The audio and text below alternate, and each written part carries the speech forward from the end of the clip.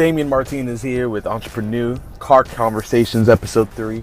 About to drive to Starbucks to meet up with a friend, go over some business stuff, and mastermind with one another. But as I'm on the drive, I was thinking so much about how sometimes many business owners and entrepreneurs, they're going 1,000 miles an hour, which that's the lifestyle, right? There's a point where you just got to go and go and go during certain seasons and times, but there's several times without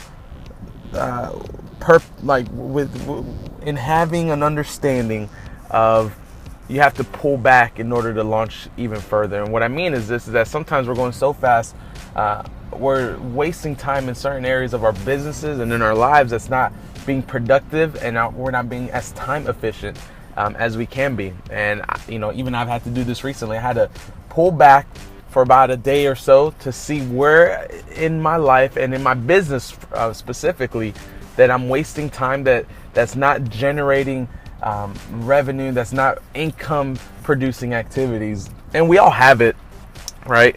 I mean, I was listening to Gary Vee the other day, and he was saying, the best thing you can do as an entrepreneur, which is his book, it's having self-awareness. It's the biggest gift you can give yourself.